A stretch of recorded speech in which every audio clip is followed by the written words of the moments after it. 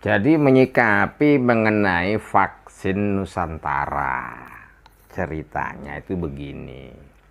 Awalnya itu adalah ide dari Profesor Fred Vendrich, ya kan, dari CAU University, dibisikkan kepada Terawan melalui surat elektronik. Memang Vendrich ini dengan RSPAD sudah mulai mengobati pasien kanker dengan sel dendritik, yaitu sel darah putih autologous, ya kan. Menurut pengakuannya, pengembangan di RSPAD tersebut menggunakan standar dan guidelines Eropa. Sel-sel yang diproduksi dalam lingkungan laboratorium GMP itu memang disetujui oleh Menkes sebelumnya. Ini cerita mengenai apa ini sejarahnya vaksin Nusantara. Biaya terapinya itu seharga 96.000 US dollar atau setara 1,2 miliar. Sangat mahal, ya kan? Nah, lewat Cellcure Center bekerja samalah dengan Fred Vendrich selaku Direktur Klinik di of Applied Cellular Medicine, Kiel University Germany. RSPAD ini mulai adakan riset bareng, ya kan. Nah, pakar-pakar di Indonesia ini nggak ada yang beres otaknya, silau dengan teknologi yang seolah-olah wow keren, padahal belum tentu bener dan bahkan sangat tidak benar. Ditambah lagi kerjasama dengan klinik terapi sel Praxis Gemeinschaft für sel terapi yang berada di Duderstad, ya kan. Di situ dijadikan tempat belajar dan pengembangan terapi sel. Mereka semakin tergila-gila dengan teknologi terapi sel ini yang mereka anggap wow banget, padahal itu biasa-biasa saja itu barang.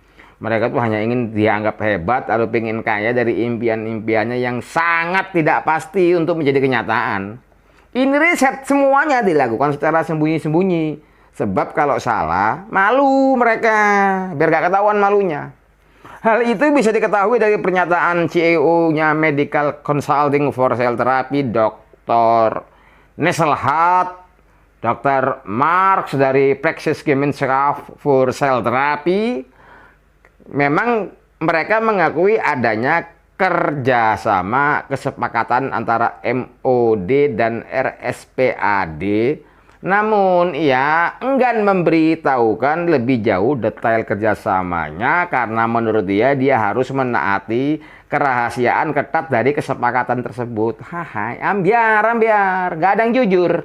Nah, saat ditanya apakah ada orang Indonesia yang menjalani terapi sel di Jerman, Dr. Marx mengatakan dirinya tidak diizinkan untuk memberi data informasi mengenai pasien dan treatment yang mereka jalani. Yang semuanya sembunyi-sembunyi, ya kan? Nah, kalau bagi saya sendiri, bos, melakukan riset begituan tuh itu merupakan hal yang biasa-biasa saja, ya kan? Nggak ada hebatnya sama sekali. Walau sedikit pun nggak ada hebatnya. Tidak ada hasilnya yang positif. Yang ada hasilnya pasti negatif. Namanya juga rekayasa genetik. Vaksin itu rekayasa genetik merupakan dosa terbesar yang diinspirasikan oleh iblis kepada manusia. Coba kalian lihat, dalilnya itu jelas di surah An-Nisa 117 sampai 119 disebut di situ. Yang mereka sembah selain Allah tidak lain hanyalah berhala, dan dengan menyembah berhala itu mereka tidak lain hanya menyembah setan yang durhaka, yang dilaknati Allah. Dan setan itu mengatakan, saya benar-benar akan mengambil dari hamba-hamba engkau bagian yang sudah ditentukan untuk saya, dan aku benar-benar akan menyesatkan mereka dan akan membangkitkan angan-angan kosong pada mereka, dan akan menyuruh mereka memotong telinga-telinga binatang ternak, lalu mereka benar-benar memotongnya, dan aku suruh mereka merubah ciptaan Allah Allah, lalu mereka benar-benar merubahnya. Barang siapa yang menjadikan setan menjadi pelindung selain Allah, maka sesungguhnya ia menderita kerugian yang nyata. Nah, berdasarkan ayat tadi, kenapa telinga kau dipotong? Karena pada daun telinga itulah semua informasi genetik didapatkan. Makanya telinga-telinga ternak saat zaman sekarang selalu dijepret kasih kode, ya kan? Dibanding mengkebiri kemaluan dan testis untuk memperbanyak daging itu yang lebih bagus kalau telinga yang disobek. Medis internasional selama ini memang bersumber dari orang-orang kafir, sehingga hukum halal haram tidak lagi diperhatikan. Merasa bangga dengan teknologi kafir yang tidak seberapa itu, mampus semua pakar-pakar Indonesia goblok-goblok ini, ya. Bayangkan, itu kan menggunakan sel dendritik, sel darah putih, apa segala macam istilah yang seolah-olah keren padahal abal-abal. Di dalam kondisi seseorang setelah diberi ASI dari wanita penyusu yang berbeda saja sudah merubah genetik DNA seseorang, sehingga sebab dengan air susu yang diminumnya beberapa kali tersebut maka timbul hukum haramnya menikah hanya karena air sepersusuan. Surah An-Nisa 23 itu ibu-ibumu yang menyusui kamu, saudara perempuan sepersusuan. Ibu ya yang menyusui kita jadi saudara perempuan sepersusuan kita. Nah, kalau dia punya anak artinya anaknya saudara kita, saudari kita, ya kan? Juga berdasarkan hadis Rasulullah, hal-hal dari hubungan persusuan diharamkan sebagaimana hal-hal tersebut diharamkan dari hubungan nasab. Hadis riwayat Bukhari nomor hadis 2645. Kemudian tidak ada persusuan yang menjadikan mahram kecuali pada umur 2 tahun. Hadis riwayat Baihaqi nomor hadis 1544. Diriwayatkan dari Aisyah, dia dulu berkata bahwasanya dahulu turun ayat yang menetapkan bahwa 10 kali persusuan menyebabkan seseorang anak yang disusui sudah menjadi haram bagi kami. Kemudian syariat tersebut dihapus menjadi 5 kali persusuan yang telah dimaklumi. Maka ketika Nabi SAW meninggal dunia, ketetapan ini tetap berlaku. Hadis riwayat Muslim, sebagaimana fatwa Syekh Abdul Aziz bin Abdullah bin Baz dalam fatwa ulama baladil haram 505. Ya kan? Nah, bayangkan menyusu dari air susu seorang wanita selain ibu kita mengakibatkan hubungan darah, hubungan genetik, hubungan DNA. Apalagi dengan memasukkan sel dendritik yang berasal dari darah putih, sel darah putih, ya kan? Padahal air susu ibu itu merupakan mboknya, inangnya, induknya daripada sel dendritik seseorang. Ya kan? Maka memberikan sel dendritik kepada seseorang mengakibatkan otomatis penerima dan pemberi menjadi kandung. Nah, lalu bagaimana hukum memakai vaksin yang seperti itu? Saya tidak katakan haram, sebab tidak ada pengharaman mengenai menerima dan memberikan vaksin berbasis sel dendritik, termasuk di sini hukum transfusi darah.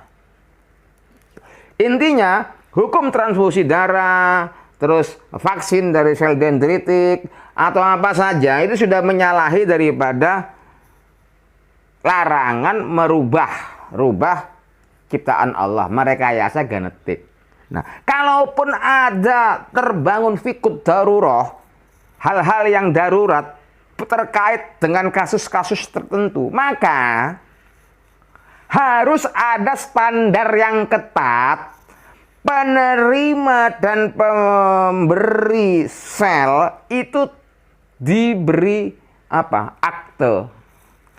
Diberi akte tanda pengenal siapa yang menerima, siapa yang diberi, sehingga di masa yang akan datang berdasarkan surat tersebut, akte tersebut, ya kan, tidak terjadi pernikahan antara si penerima dan si pemberi, anak si penerima atau anak si pemberi, karena mereka telah menjadi keluarga, menjadi saudara kandung. Nah, memang selama ini ilmu-ilmu itu berdasar teknologi medis, bukan ilmu, teknologi medis abal-abal berdasarkan kafir, nggak ngerti haram halal. Mereka anggap penemuan mereka itu keren. Tidak keren sama sekali. Lagian COVID ini mau dilawan dengan vaksin. Sudah jelas COVID ini imunopatogenesis, ya kan? Iya kan? Imunopatogenesis. Kagak ada cerita vaksin, dijebol sama dia.